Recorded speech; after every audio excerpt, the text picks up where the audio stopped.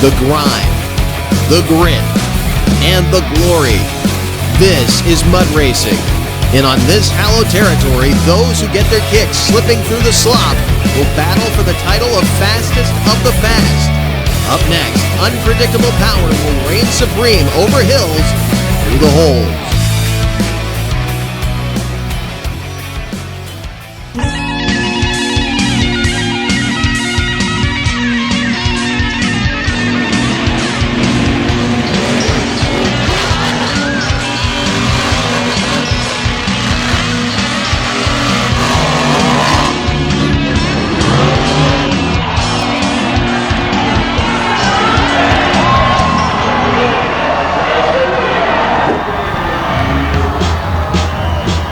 Welcome to one of the most tradition-rich mud racing facilities in the country, the dual-track Lee County Mud Motorsports Complex in Sanford, North Carolina. Today in the Hill and Hole Pit, it's the Unlimited class, and a big field of mudslingers have come out to tackle the thick, clay-based mud on a standard-length 250-foot track, looking for times in the low fours and even down in 3-second record territory. And we have got legendary teams from throughout the industry, along with crafty veterans, and some new iron we'll be getting to see hit the pit.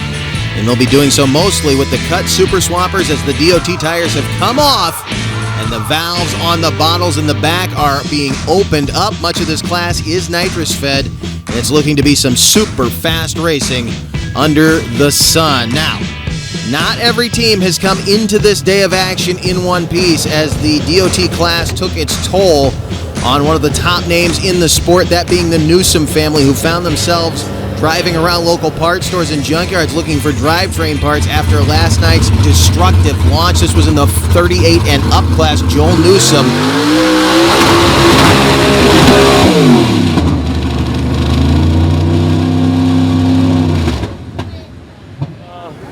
The front right went first, then the front left. It sheared off all the bolts.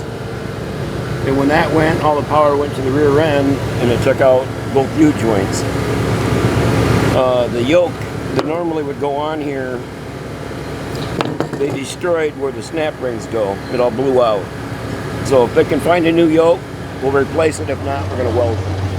So the question right now is, what condition will that truck be in when it hits the pit? Because we know it's going to make a run later today. Again, will they have the truck welded together, or will they have the proper parts underneath of it? We know they're going to lay down a shot. Up first, out of South Bend, Indiana, Tim McClanahan and the Animal 426 cubic inch small block Chevy with the Brodix aluminum heads and a Holley 950 carburetor with a 300 horsepower nitrous system. Tim not happy with his performance here last year. We'll see what he can do this year, as the nitrous system was not cooperating with him here last year. We'll see if he can set a solid pace for the rest of the field.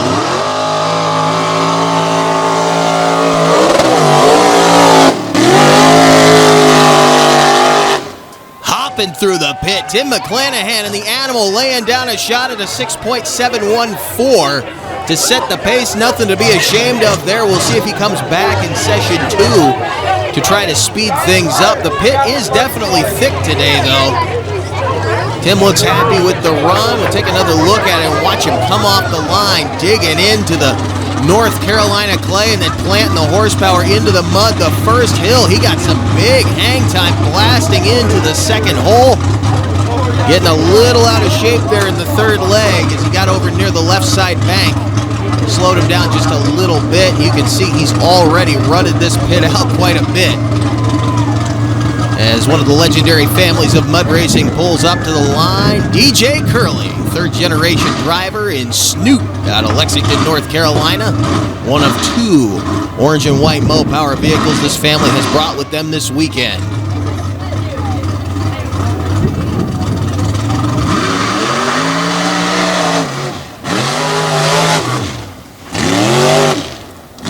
Once again out of shape in the third leg, this time off to the right-hand bank, but still picks up some time there at a 5.247. Second run. That vehicle is well capable of getting down into the threes. We'll see if he comes back, but once again, you can see the ruts starting to develop very quickly. They will re-groom this track about every 3 vehicles. But we'll see what it does, because as they push the soup back into those ruts, it doesn't necessarily mean that those ruts will go away. In fact, if you run right after the track grooming, you can find yourself in a little bit of trouble not being able to see the ruts, as Ben Elder comes out of Bristol, New Hampshire, in Dad's Mistress, the Chevy-powered Ford Ranger.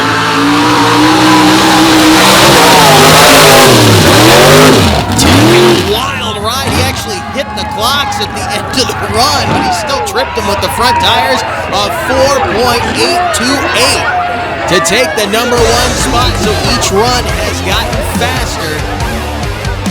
Turning the crowd on with one of the former Darryl Jones chassis right here. Dad's Mistress out of New Hampshire picking up the number one spot. We're not even close to done. We're in the 4s. We're looking for a 3. Stay with us. This Back Channel Productions program is brought to you in part by Monsters Monthly. For up-to-date info, media, and all your other Monster Truck needs, visit monstersmonthly.com. And by RPM Army. For a wide array of content from across the motorsports world, visit rpmarmy.com. Your high-performance fix on the go. For the first time ever, Monster Truck Invasion is coming to Hagerstown Speedway for 3 huge shows. To miss World Champions Avenger and Overkill Evolution, along with Higher Education, Black Stallion, and more. Also featuring a special appearance by the King of Monster Trucks, Dennis Anderson and King Sling on his Fan Appreciation Tour. Hagerstown Speedway, July 22nd through 24th. 10 trucks and kids for just $20. Also, it's $5 more than show. Get your tickets at HagerstownSpeedway.com.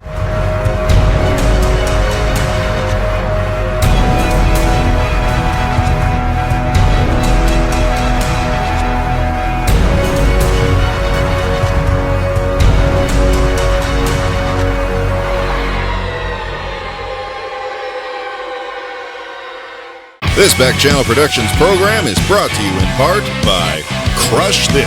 For a look inside the world of monster trucks, check out Crush This, a Monster Truck podcast. Welcome back to a beautiful afternoon under the sun. A little mud on the umbrella there at the Lee County Mud Motorsports Complex in Sanford, North Carolina, as the crowd is ready for more action in the Hill and Hole pit. Up next, a guy who had a terrible year here last year, Chad Sexton out of Pittsboro, North Carolina, in the Lacking Sanity Chevrolet. Only made it about 50 or so feet into the pit, had drivetrain issues that ended his weekend early. He would like to make up for that. You're talking about a machine that is well capable of getting down into record territory, the 3-second range. Let's see what Sexton can do here in 2022.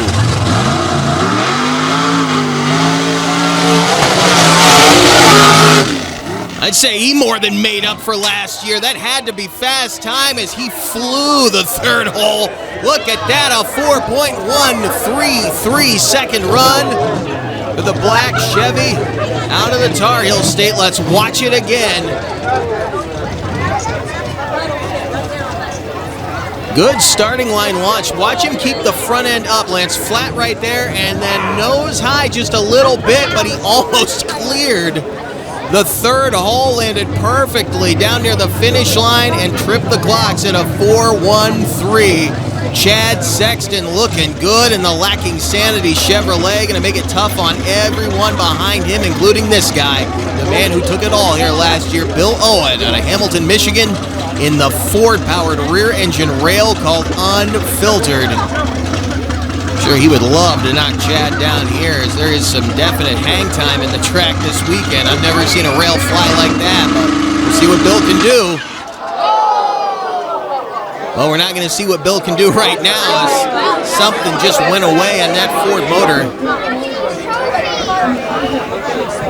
Going to be a tough break for him, as you can hear the reaction from the crowd. Bill Owen refiring the machine, though. That's a good sign. I don't believe he's going to restage it. No, he's going to take it back to the pit area and get it ready for session 2. Doesn't look like anything too serious. It's a flash out of the top of the engine right there, and then the fire puts itself out. A little bit of an alcohol fire there, I think, but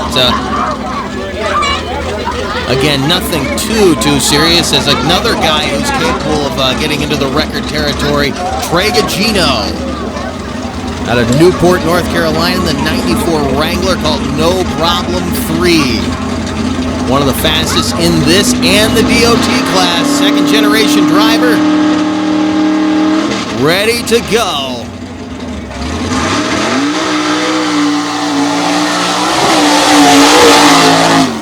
Putting all 572 cubic inches to the ground. Trey Gagino moving quick. Although we don't have a readout there. Hopefully he did not waste that pass on a clock malfunction. Watch him again. Look at this. Again, keeping the nose up, putting it down a little bit right there as he moves off to the right-hand side. And it was a wild ride in the shutdown area as he headed toward the fence. So we did not get a readout, but he did get a time. 4.163, so only 0.03 of a second off of top time as the track crew cleans the clocks a little bit here as Gacino left a mess on the front of the lens there. Up next, Josh Newsome, the guy we talked about at the top of the show. He will make a pass, as we said, but what condition is the truck in? We'll see if it holds up to the punishment he's about to put it through out of Ortonville, Michigan, a legacy team in the business. This is Bad Decision. Beautiful Chevy Colorado out of cold country. The combined know-how of father, an uncle, and two sons. Definitely not disappointing the crowd. Wild ride out the top end of the track as he tail slaps the end of the pit at a 5.02 second run. There's his father on the quad right there. He came flying down to check on him. What a ride for Josh Newsome. I'd say the truck's doing well. Got a little out of shape in the second hole and then trying to bring it back around. Look at him. Buried the nose on the right-hand side, but he kept the left front tire up on top of the mud, kept putting the power to the ground. As our next machine up is another legendary name in the sport out of Four Oaks, North Carolina. Another second-generation driver, Ronnie Allen, in the yellow jacket. This is a 1946 Chevy with a 447 Chevy small block, a Power Glide transmission. This vehicle was second in the D.O.T. class last night. Let's see what he can do here in the Unlimiteds.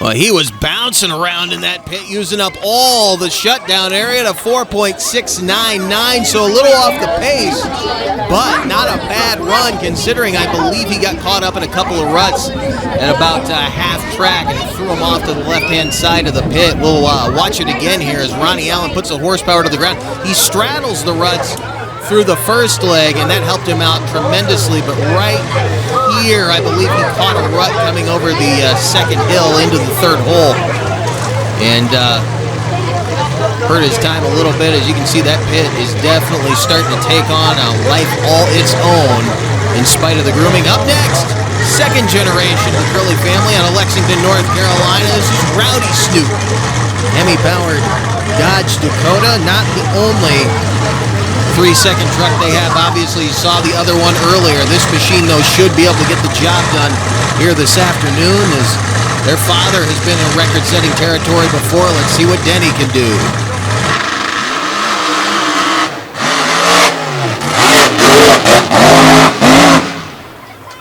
Raining down mud on the grandstands. Would you expect anything less from the Curley family at a 4.346?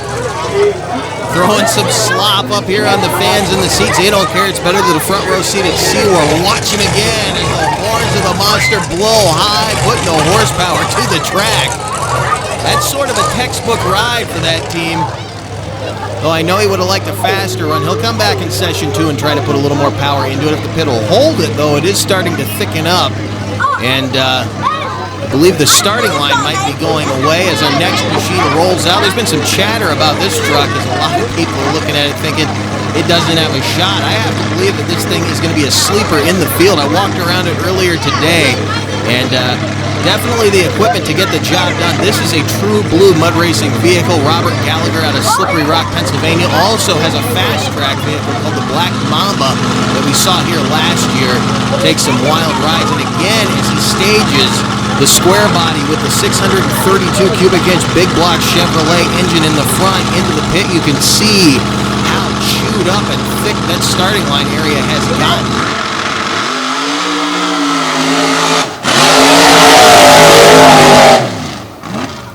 Wild pass, but nothing to be ashamed of at all. A 4.6-second run for Robert Gallagher. I said I thought he'd be a sleeper. That was an awesome shot for this vehicle.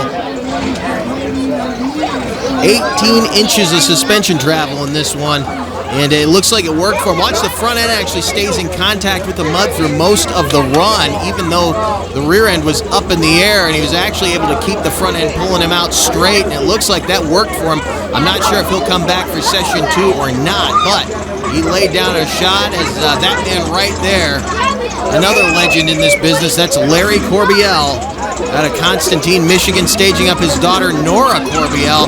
And even a little more insight on this family, Larry has been the one running the excavator, dragging the pole through the pit, keeping everything nice and groomed here this weekend.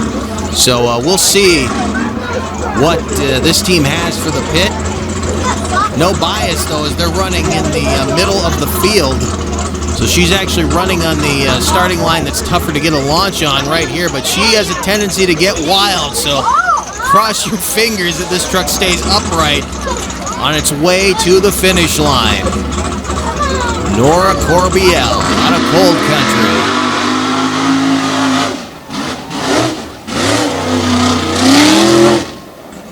I said she had a tendency to get wild. That could have been a lot worse. Some heads-up driving there for the lady out of Constantine, Michigan. Took a sabbatical last year to welcome a new bundle of joy into the world, so congratulations to her on that. I'm not sure this time is going to hold up, though, as she actually bounced out of the mud pit. Again, though, good driving to keep that thing on all four wheels as she ended up straddling the left bank here in Sanford, North Carolina. She'll be back in session 2. I know she's got more speed to give to this pit. Stay with us. Session 1 continues when we come back to Sanford.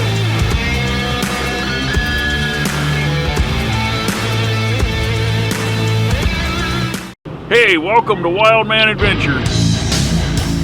We're at the Silver Lake Sand Dragway. There really wasn't any off-roading back then. It was all off-road. We're on our way to Lima, Ohio. Got wooden wheels. Oh, it's slippery as all get out of. Hey, we're here with Rich Cummins. Hey, we're here with Mike Potter. Hey, we're here with Alan Pizzo. Gotta check it out.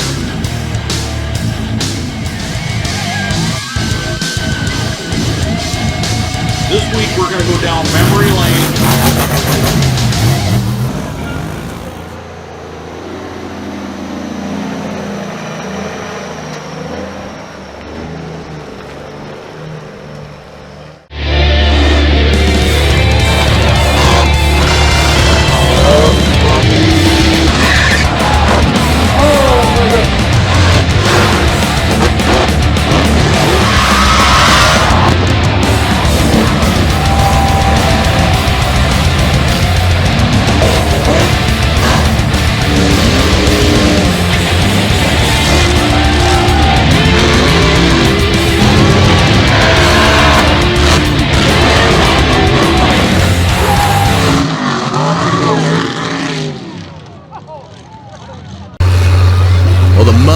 Getting thicker and thicker on a hot afternoon here at the Lee County Mud Motorsports Complex in Sanford, North Carolina. We are not even done with session 1 in the unlimited class, and it's going to get tougher and tougher for everybody as we go deeper into this field. Up next, the 19-year-old out of Hempstead, North Carolina in Natural Attraction. This is Michael Millis.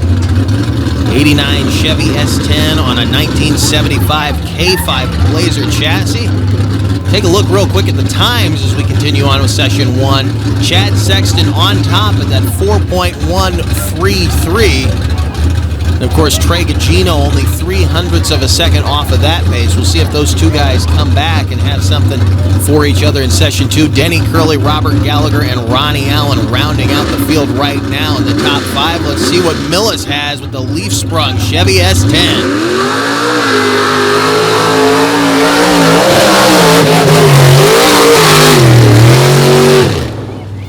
Truck sinking into the mud. You can tell it was leaf sprung, though, as he bounded across the pit at a 6.39. Not going to get him into the top of the field, but he definitely gave the crowd something to think about as he made a wild pass through the pit. Watch him again.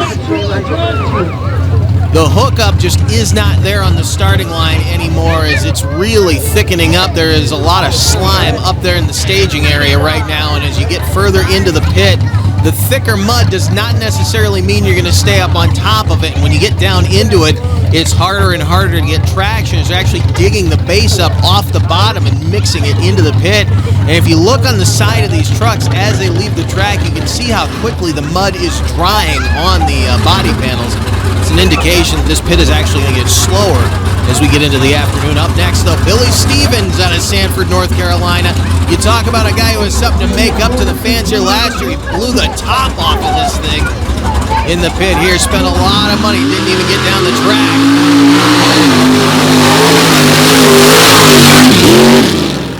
Team truck to Scooby-Doo. Billy Stevens rocking and rolling in the Ford Ranger of 4516, and you can see a little smile on Deb's face there as she's taking it all in. Again, a big thank you to her for keeping this event alive and well. Billy Stevens laying down a shot that should get him into the top 5. Take another look at it. You can see everyone who was here last year was waiting to see if that motor was about to pop. If you didn't see that, go back and check out our coverage from here in the pit last year as he put on one of the most expensive fireworks shows you will ever see. Billy Stevens laying down a run in Daphne, and the crowd is standing as the legendary Scooby-Doo rolls to the starting line. The driver, John Stevens, taking over for this man right here, and this is the last pass that Darryl Jones ever put on this vehicle.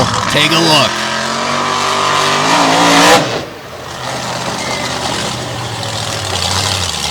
Wouldn't expect anything else from one of the wildest men in mud racing. Darryl Jones getting the crowd on their feet. They loved it. He loved it. Little did we know that about a month later we would not have Darryl around anymore, but his legacy lives on, and I believe he's watching over us today and gracing us with some absolutely beautiful weather for one of the best days of mud racing we've seen in a long time. John Stevens now out of Sanford, North Carolina, doing the driving of the Scooby-Doo Ford Ranger right here in its own backyard.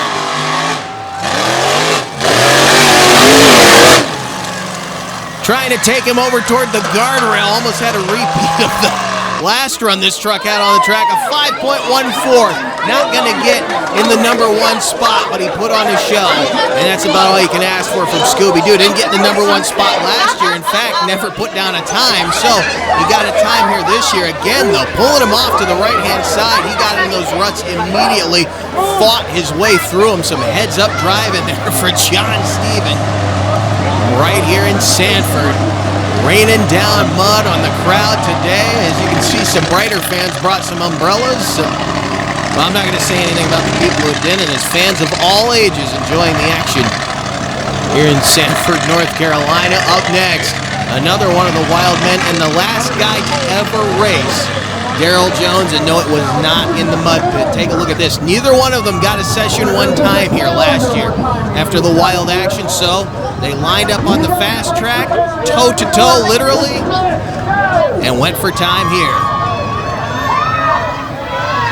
Darryl trying to keep his cell phone in his pocket. Thomas Small, who almost ate it right there, won that race with a Marlboro hanging out of his mouth. Thomas Small, I'm sure, was huffing and puffing a little bit after that one. But he's back here again this year. Didn't get his car through the pit last year. He expects fully to get a time here in 2022.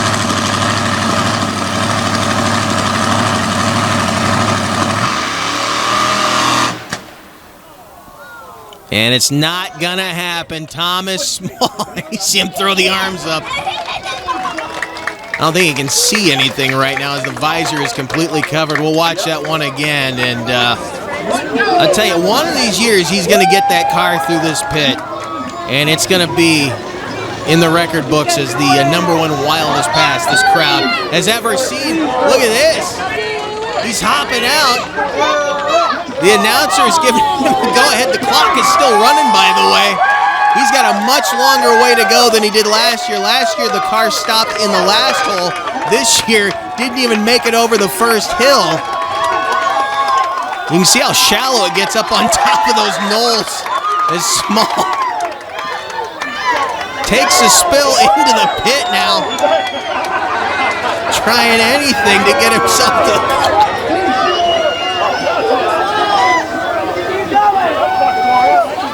And he's got his right foot stuck down in the hole. It's about to suck those racing shoes off. So Thomas Small not going to post a time this year, but as always, putting on a show for the crowd. Chad Sexton remains in the #1 spot at that 4.133. Trey Gugino, again, 0.03 of a second off of that. Denny Curley in the 4.346. Billy Stevens with the 4.516, and Robert Gallagher rounding out the top 5 at a 4.60. I'd say it's about time for Thomas Small to give up the smokes. I think he could have finished that. He was able to use the full lung capacity. I think he's feeling that jog he just took down the track, though. He's all right. Big smile on his face under the hot North Carolina sun. He'll go get cleaned up, and we will come back for Session 2 from right here at the Lee County Mud Motorsports Complex in Sanford, North Carolina.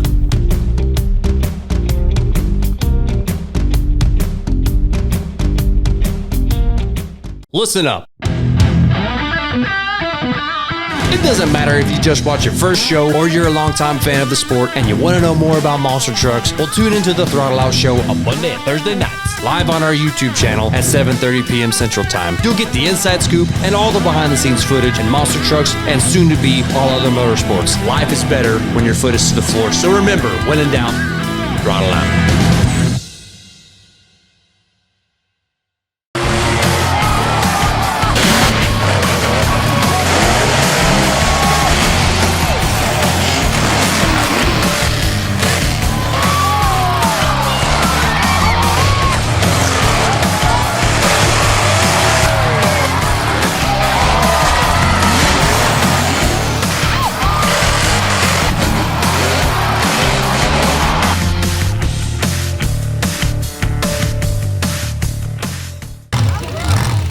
Fans sitting comfortably under the sun and under the tents here at the Lee County Mud Motorsports Complex in Sanford, North Carolina. Great crowd on hand, good energy in the air, beautiful weather, and awesome racing, among other things.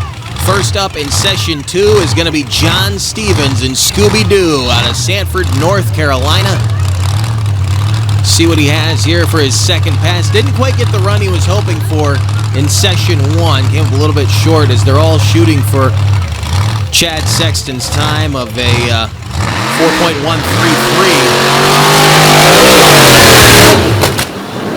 I think the starting line is pretty much gone at this point, but a better run that time at a 4.435. So he will jump over Billy Stevens. John Stevens knocking Robert Gallagher out of the top 5 with that awesome run in Scooby-Doo. Watch it again, you can see the hook on the starting line is pretty much gone. He started way to the right-hand side, though, I believe trying to stay out of the ruts. The header's blowing mud sky high, and he finished the run. In textbook fashion, showering down the grandstands with slop. Got to be happy with that, right? It's awesome to see that truck still out here and running. The Stevens family keeping Darryl's memory alive and well. And speaking of the Stevens family, here comes Billy Stevens in the team truck Daphne out of Sanford, North Carolina for his second pass, purging the nitrous.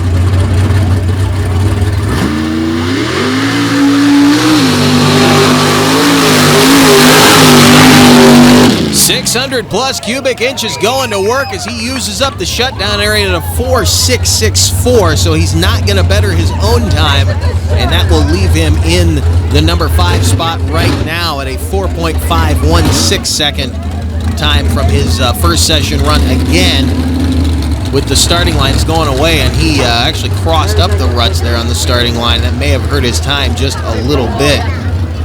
Kept the front end up for the most part, though, as he did dip it a couple times, but he did not bury it in the pit. See Bill Owen over there trying to get back in the program for Session 2. Up next, Michael Millis out of Hampstead, North Carolina in the K5 chassis S10 with the leaf spring suspension.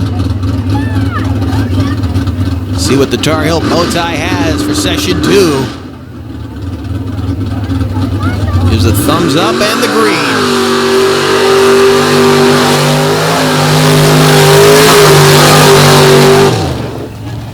Digging through the pit with the rear tire. I can tell you right now, 6.314 for Millis, so he improves on his Session 1 time, but it's not going to get him into the top of the field. Here comes the family out of Constantine, Michigan, the Cold Country Chevrolet Twisted Little Sister. Larry Corbiel, the man who's been grooming the track here this afternoon, trying to keep it in as tip-top shape as possible. It's been a little bit tough with the heat, but we're definitely seeing some good action here as Nora rolls into stage, purges the nitrous. Let's see if she can keep it in the pit this time. We know she's capable of putting a fast run on this track.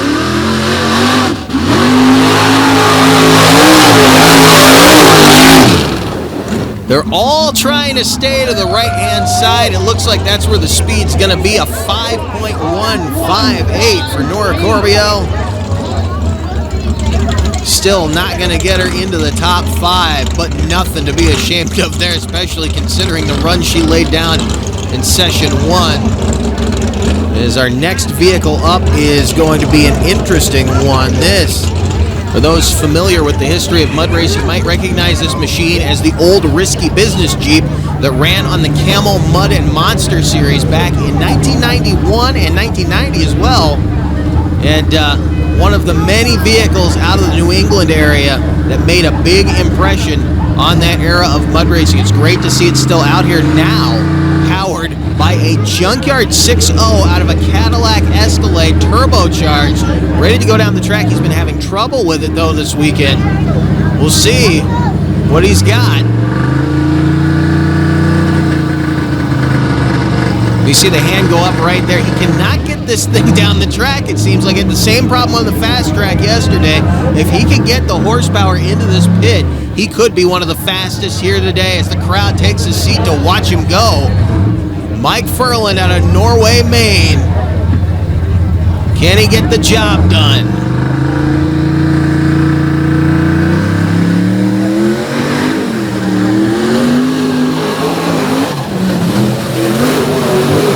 Bouncing off the bank, but it's a legal pass and a beautiful one at that. Even though it was a wild ride, a 5.630, not bad considering the trouble he was having getting this thing down the track. What a run for the legendary Altered Jeep. Originally out of New Hampshire, now out of the state of Maine. And again, it's awesome to see this thing still out here and running. Watch him again as he comes over the first hill. He bounces right into the bank. And he says this machine handles the same way every time. The rear end kind of comes around on him, is able to drive it out with the front. Just seems to push itself straight as long as he stays in the throttle.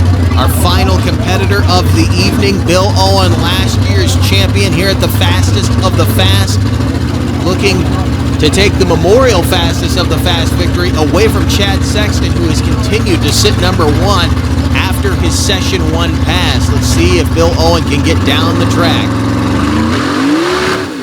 No, he will not. The Ford-powered rear-engine rail, unfortunately, coming to a halt only a few feet into the pit. A very disappointing way for Bill Owen to end his run here in Sanford, but still positive mental attitude as he gives a thumbs up to the crowd. They're going to have to come in, I think, and tow him off the track. Our congratulations to Chad Sexton, who remained number 1 after Session 1, with that 4.133 second time. Trey Gugino hanging in there in second with an impressive run as well. Denny Curley, John Stevens, who popped back up in session 2 to push Billy Stevens down into the number 5 spot. Of course, when John did that, it knocked Robert Gallagher down into the number 6 spot. So it's been an awesome day of racing here under the sun. We're not done yet, though, from here in Sanford. The next time you see us here at the Hill and Hole Pit will be with the Mega Trucks. You will not want to miss that. Once again, a congratulations to Chad Sexton and a big thanks to Deb Jones for keeping Darryl's memory alive. We will see you next time.